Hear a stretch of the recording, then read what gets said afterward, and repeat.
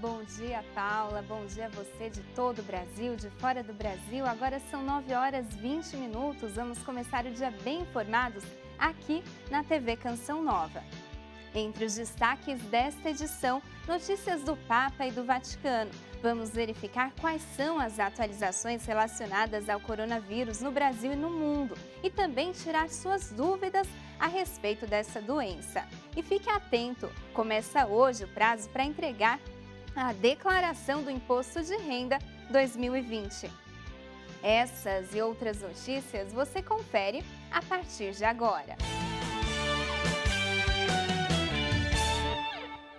Neste domingo, o Papa Francisco realizou a tradicional oração do Ângelus. No final, afirmou que não vai para a casa de retiro junto com os membros da Cúria Romana, como de costume, já que estamos no período quaresmal. As informações com a repórter Lízia Costa.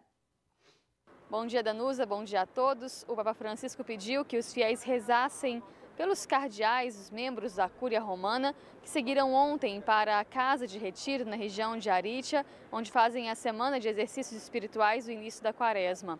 O Papa disse que não iria junto com os cardeais para essa Casa de Retiro, mas que acompanharia esses exercícios espirituais aqui do Vaticano, da Casa Santa Marta, porque está gripado. Então, confirmou que durante este período permanece dentro do Vaticano por causa dessa indisposição, por causa da gripe.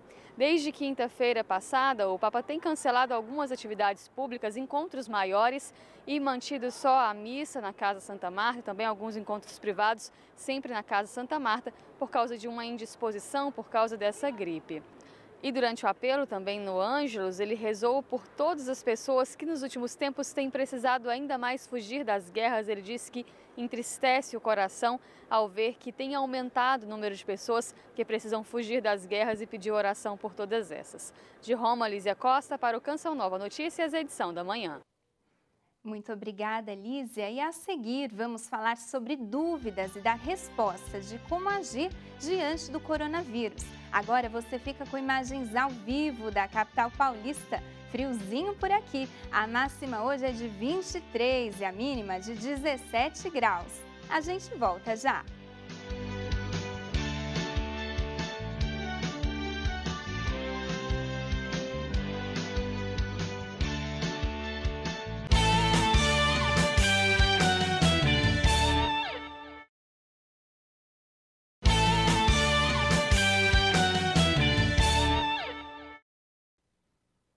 Canção Nova Notícias, edição da manhã já está de volta e de acordo com o Ministério da Saúde, o número de casos suspeitos do novo coronavírus no Brasil é 252. Por aqui, 2 infecções foram confirmadas. São Paulo é o estado com maior quantidade de casos suspeitos, seguido por Rio Grande do Sul, Rio de Janeiro e Minas Gerais.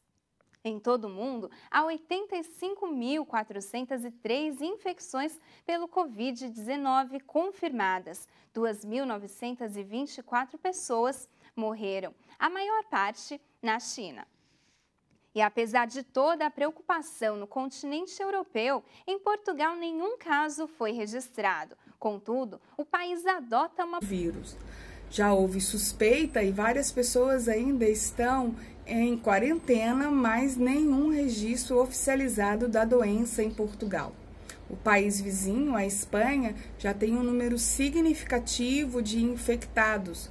Por isso, o Ministério prevê que qualquer dia o vírus chegará a Portugal e, pela estimativa do Ministério da Saúde, poderá contaminar até 1 milhão de portugueses.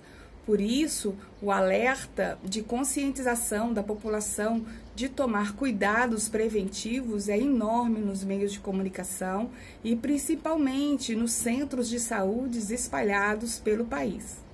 É toda a Europa em luta para a sobrevivência das pessoas e o combate deste vírus. Cíntia Santos, de Portugal, para o Canção Nova Notícias. Obrigada, Cíntia. E, contudo, a população ainda tem muitas dúvidas de como agir diante do coronavírus. A reportagem de Sidney Fernandes e Rodrigo Tedesco traz algumas respostas. O Brasil se deparou com um inimigo invisível chamado coronavírus. Batizado oficialmente de Covid-19, ele faz parte de um conjunto de 7 grupos virais. 4 causam apenas resfriados. Os outros 2 provocam infecções agudas mais graves, como a SARS em 2002 e a MERS em 2012. O coronavírus não é novo. É um vírus responsável por 5 a 10% das infecções pulmonares em adultos. Nós temos uma variação genética de um grupo de vírus conhecido. Então, nós estamos lidando com uma situação de conforto e conhecimento. Mas qual é o perfil dos casos monitorados? São pessoas que cumprem aquela definição de caso: febre, tosse ou coriza nasal, e que nos últimos 14 dias passaram, não além da China, os outros países identificados. E como eles estão? Todos eles estão bem, os exames estão sendo realizados e estão no seu domicílio naquele prazo de 14 dias de acompanhamento. As autoridades de saúde decidiram manter em casa o paciente isolado por 14 dias. O procedimento é uma recomendação da Organização Mundial de Saúde, aplicada, inclusive, em casos suspeitos. O que determina que a pessoa tenha que ficar hospitalizada não é a presença do vírus, é sim a sua condição clínica. A questão do isolamento perfeitamente pode ser feita em casa. A população, os governos pedem cuidado para não fomentar as fake news. A fake news, a informação mal feita, a informação precipitada, hoje é o principal elemento que a gente tem que combater. E qual tem sido o eixo de ação das autoridades de saúde? Primeira, termos testes rápidos à disposição dos ambulatórios. Segunda, procurarmos um retroviral, que é um medicamento. E vamos objetivar uma vacina. A guerra da humanidade com o vírus sempre foi vencida com vacina. A munição para vencer a batalha contra o coronavírus está em estudo nos Estados Unidos. Em 3 meses, é possível que até se comece os testes clínicos. Agora, o teste clínico objetiva 2 situações. Primeiro, a segurança da vacina. E o segundo, o poder de produção de anticorpos dessa vacina. Isto leva tempo. São indivíduos, são voluntários que serão comparados para saber se ela é protetora e se ela é segura. Não devemos ter vacinas específicas anti-coronavírus nos próximos meses. Vai demorar um pouquinho mais. Bem esclarecedor. E vamos agora a algumas das manchetes dos principais jornais estrangeiros. O The New York Times destaca a 2ª morte por coronavírus nos Estados Unidos.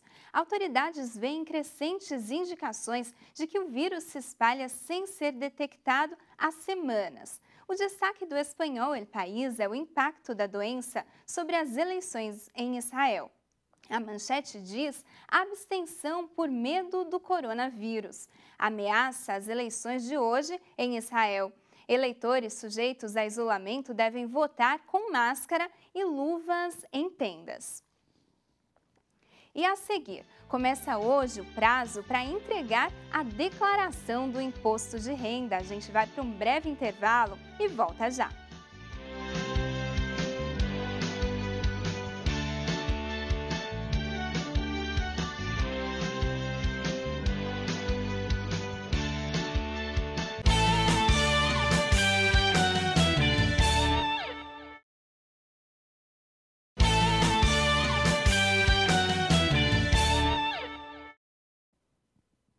Uma forte chuva atingiu o Rio de Janeiro na noite de ontem, deixando 4 mortos e muitos transtornos. Ainda na manhã de hoje, havia 21 ruas alagadas na capital fluminense. A gente acompanha agora como fica o tempo no Sudeste em todo o Brasil para esta segunda-feira. A semana começa com previsão de chuva a qualquer hora na Serra Gaúcha e no leste de Santa Catarina e do Paraná. Nas demais áreas da região sul, tem sol com poucas nuvens. No sudeste, tempo firme somente no oeste do estado de São Paulo. A previsão de chuva volumosa no oeste de Minas, no norte e no litoral paulista e na cidade do Rio de Janeiro. Chuva forte também no sudeste do Espírito Santo. No Mato Grosso e no sudeste do Mato Grosso do Sul, tempo firme e sem chuva. Já para o sudeste de Goiás, há risco de temporais com raios a qualquer hora do dia. Para o norte do país, a segunda-feira é de sol com poucas nuvens, no sul de Rondônia. Chove a qualquer hora entre o oeste e o norte do Pará até o Tocantins. Nas demais áreas, chove à tarde com alto risco de raios. Para o nordeste, chuva volumosa no sudeste da Bahia, mas tem sol com poucas nuvens entre Salvador e Maceió. Para as demais áreas da região, há risco de temporais a qualquer hora do dia. E uma notícia triste, infelizmente, subiu para 13 o número de mortos no naufrágio de um navio no sul do Amapá, de acordo com o governo do estado.